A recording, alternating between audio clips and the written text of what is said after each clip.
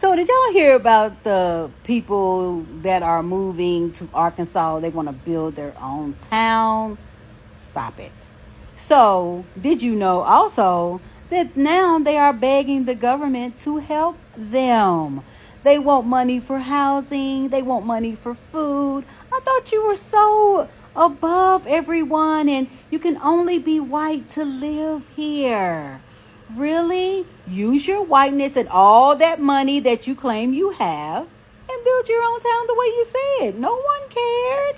No one cared that you had that land, that you only wanted white people. You had to put in an application and they can deny your application because you weren't white enough and you weren't superior enough. Oh, really? So why do you need that same government to assist you, boo? That doesn't even make good common sense.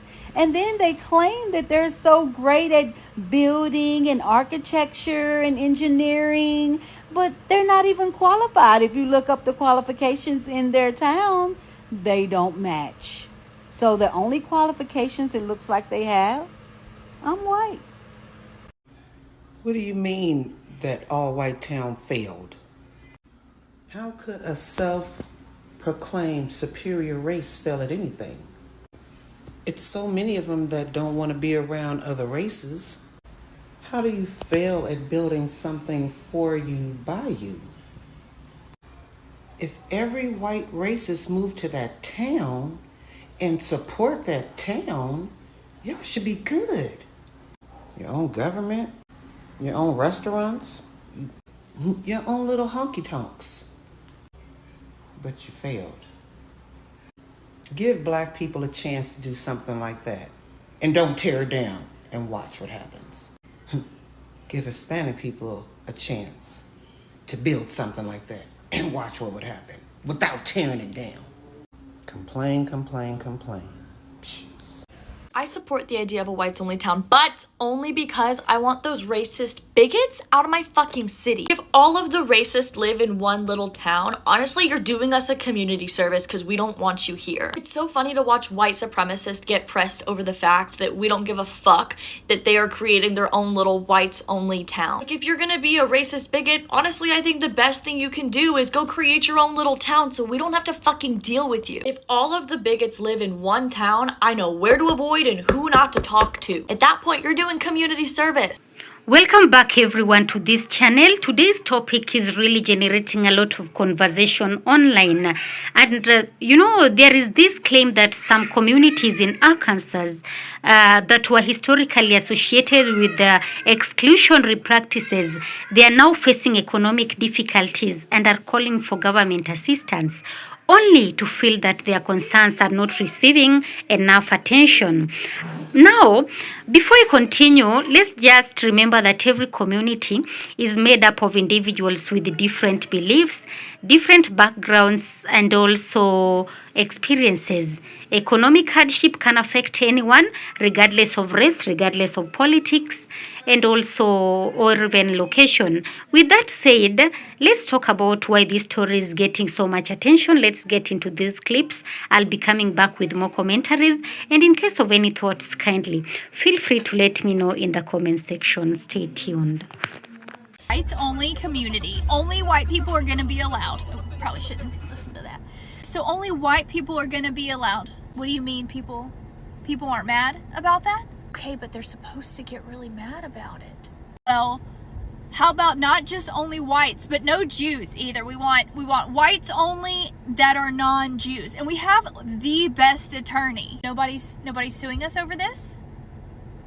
What do you mean nobody cares? Just laughing? No, Arkansas, the great state of northern Arkansas, who doesn't want to come to this community of ours? No one wants to come to Arkansas. The real estate agent told us everyone wanted that piece of property. Okay, well, so we'll just start in Arkansas, and then we're gonna move to Missouri. Missouri's even prettier. Still nobody? How about I say it louder? Whites only community. We're gonna broadcast it, let everyone know, only whites, non-Jewish. How segregated can we get this? Still no, okay, so we'll call this whole thing Return to the Land. Does that make people mad? It does, because it's funny coming from white people returning to a land that was never theirs. Okay, so we'll call it Return to the Land. We'll start in Arkansas, expand to Missouri. What if we say we're gonna go into all 50 states? Does that make people mad? They're still ignoring us. How is the top liked comment? No one gives a shit. Okay, well we need to set up some interviews. The second most liked comment is Good Riddance Whitey's. Okay, now I'm offended. We need to get this on national news because we want people pissed off, because that's the only way we can feel anything emotionally, you know. Who's gonna build our homes? What about the Mexican restaurants? Who's gonna open and run those? I don't know if we thought this all the way through. Whites decided that they were going to build an all-white town, and it failed. Of course it did, because what are you going to use in your all-white town that wasn't made by a black person? I just want to know. What invention you plan on using in your all-white town that is not part of modern-day technology? You can't even have a stoplight. These effing unwashed butt cracks that are moving to their strange little girl-bye village in Arkansas or Missouri or where the fuck ever, it's all the same shit. Let them go. That's what I say. Let them the fuck go. Like, who fucking cares? I know a lot of white people right now are crashing out. When I say that, I mean the liberals who are worried about the racist aspects of this. Yeah, they're horrible people, though. Like, if they want to self-segregate, let them. Like, see ya. I mean, they're going to have garden hoses attached to, like, rainwater buckets, and they're going to bathe themselves in, like, bye. Like, these are weirdos. Like, who cares? Not to mention, yeah, they're racist. So, please, yes, find a way out. I mean, I've been trying to figure out how we can get rid of them in our communities as it is. This is great. They're doing it themselves at their own expense. Perfect. And I will say for that one creator on here that has gone around talking about, oh, we would really love it if black people did the same thing, created functioning, financially strong communities. Bitch, do you know American history? There are 45 million examples of how the second that black people did that and had thriving communities, they were razed to the ground. I mean, I went to college in Oklahoma. Tulsa race riots? Oh, what? Their Black Wall Street there, destroyed. All because some white woman decided that a black boy in a building was in the wrong place at the wrong time, and she didn't like how he looked. And I'm simplifying that so much, but like, she was just started a whole race riot that destroyed that community. Central Park was built on Seneca. I'm forgetting the other word, but yeah, a black community that was thriving there as well had their own post office. Like, when I lived in New York City and I found that out, like, you can see it when you go through the tours and everything. Like, what the fuck? Like, you think that it's this beautiful space, and then you find out, oh, just like all of America, it's built on the graves of people who aren't white. I'm astonished.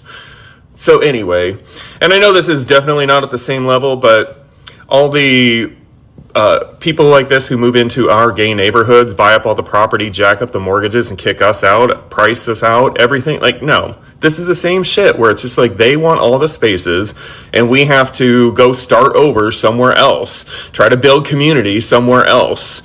And then they get their bachelorette parties together and come into our gay bars and they're just like, oh my God, can I take a picture of you two? You're so cute. We are not lab animals. We're not in a zoo. We're not cute. We're tired of your shit, Kelly, Ashley, Sarah Beth. So if they want to move to a fucking little village, let them. Let them. I'm glad for it. See ya. Trash takes itself. So they're building whites-only towns and communities in Missouri and Arkansas, where whites, and only whites, no other race at all, can live, can shop, can mingle, and do things of that nature. And I'm guessing when they released this information, or when they came up with this great idea, they thought that it was going to ruffle some people's feathers. And in all actuality, nobody gives a fuck. Because the truth of the matter is, they actually thought that all white people were going to be involved with it. We're going to be for it. And they said, hey, you know what? We're going to make the world this way. Everybody's not like you. And now they're getting a taste of reality, and they see that the people that they thought were going to be with them is not with them. That a lot of good white people are on their ass. Sidebar, Arkansas and Missouri is just Arkansas and Missouri. Nobody wants to come to Arkansas and Missouri. We can use New York for an example. You can't do shit like that in places like New York. You might get your head taken off. And a lot of other places. But reality of the situation is they didn't think all of this shit out. So, truth of the matter is, if you are making whites only towns, the 5 people or 10 people that's going to be in those towns, you can stay in those towns. Enjoy. It's definitely a new day. And everybody's not with the bullshit. Keep Arkansas and Missouri. It's all right. We're fine. I'm out. And folks building up that white-only community in Missouri are very funny because if you know your history, you'll realize that it's going to collapse upon itself. It's going to fail. And I really feel like they're going to notice that it's failing whenever Becky's trying to make burrito tacos and she's really fucking it up. And they'll find somebody else to blame at the end of the day because these people have insane egos and are just extremely racist. Like, the thought of maybe my ignorance and my stupidity led to this failure is too much for them. They can't compute it because for centuries they've been telling themselves that they're better than because of the color of their skin, because they're white, they're pure, they're God's gift to earth, you know what I mean? And their whole existence depends upon having their ego stroked by society. And if you don't stroke their ego, they're going to lash out. They're going to wall out. Like, and it's because they don't have any kind of culture. They don't have anything to really cling to besides whiteness. Because a lot of white people have lost their culture as a result of coming over here from Europe. And because they lost their culture, lost their heritage, they're always trying to infiltrate black and brown communities and take what they can and bring it back to them. You know what I mean? Because it's like they see that our communities are built on love and care for one another. And white supremacy doesn't allow for that. It drives for individualism. It drives for you not to care about anybody but yourself, because you're trying to reach a level of white supremacy that'll allow you to not give a fuck about anybody, that'll allow you to be extremely superior. White supremacy doesn't just mean supremacy over black and brown folks. It's supremacy over other white people as well. Because capitalism is one of the things that really holds up white supremacy and allows it to function and run. You know, for many years, discussions about inequality in America often focused on urban areas and minority communities. And these conversations highlighted issues such as unemployment, poverty, lack of investment, and limited economic opportunities. We have critics who are arguing that struggling communities should simply work harder, become more resilient, and stop depending on government assistance. But now, many Americans are noticing that economic challenges are spreading far beyond the places that traditionally received national attentions. We have got small towns, rural communities, and areas that once felt economically secure are also facing serious difficulties. And that is where the reaction online becomes interesting. Many people are pointing out what they see as an irony. They are even arguing that some communities that once opposed government programs are now finding themselves in situations where they need the very assistance they previously criticized. You know, social media users have been quick to comment on this apparent contradiction. Some are saying that economic hardship has a way of changing perspectives. Others are even arguing that when people personally experience financial struggles, they begin to understand why social safety nets exist in the first place. And one of the biggest lessons from stories like these is that poverty does not discriminate. Job losses do not ask about political beliefs. Factory closures do not care about race. Economic downturns affect entire communities, often without warning. And many rural areas across America have been struggling for years due to declining industries, population loss, reduced investment, and limited employment opportunities. Yes, so young people often move away in search of better opportunities, leaving aging populations behind and making economic recovery even more difficult. And as these challenges grow, local leaders frequently turn to state and federal governments for assistance. They do seek infrastructure funding, economic development programs, disaster relief, healthcare support, and other resources that can help communities survive and rebuild. So the question many observers are asking is this: that why do some requests receive national attention while others seem to be ignored, and some residents feel forgotten? They even believe that policymakers focus on larger cities while rural communities are left behind. Others are arguing that government resources are limited and difficult choices must be made about where assistance is directed. So, this debate is not unique to Arkansas. Similar conversations are happening across the United States. And what is fascinating is how reactions differ depending on who is telling the story. Some viewers see struggling towns and feel sympathy. They believe every American community deserves support when facing hardship. Others focus on the historical and political context. They point to past attitudes towards government assistance and even argue that communities should reflect on positions they may have taken in previous decades. And as a result, the conversation becomes less about economics and more about accountability, history, and changing perspectives. Many online commentators are saying that difficult time often reveal how interconnected society really is. And when one region struggles, it eventually affects others. When jobs disappear in one area, economic consequences spread.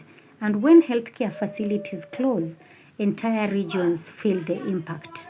And when communities are left behind for too long, frustration grows regardless of race or political affiliation. And another reason this story is attracting attention is because it challenges stereotypes. For decades, poverty in America has often been portrayed through a very narrow lens.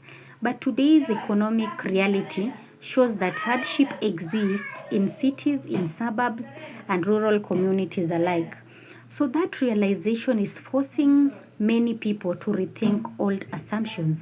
The reality is that struggling families can be found everywhere. There are hardworking people facing rising costs, housing challenges, healthcare expenses, and uncertain futures in every corner of the country.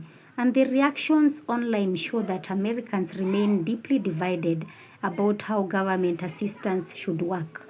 Some even believe that support should be expanded. Others believe that local solutions are more effective, and many fall somewhere in the middle. So, what is clear is that economic challenges are becoming increasingly difficult to ignore. And whether people agree or disagree politically, communities facing serious hardship will continue looking for solutions. And perhaps that is the biggest takeaway from this story. Economic problems have a way of cutting through political arguments and ideological debates. When families are struggling to pay bills, to keep businesses open, or even to maintain essential services, practical solutions become more important than political talking points. And at the end of the day, stories like these remind us that prosperity is never guaranteed. Communities that appear strong today can face unexpected challenges tomorrow. That is why conversations about economic development, opportunity, and support systems remain so important. But what do you think? Should government assistance be available to any struggling community regardless of its history or politics? Or should communities be expected to rely primarily on local solutions? Just let me know your thoughts in the comments. And if you enjoyed the discussion, don't forget to like, subscribe to the channel, and turn on notifications so you never miss an update. Thanks for watching. I'll see you in the next one. Peace be with you.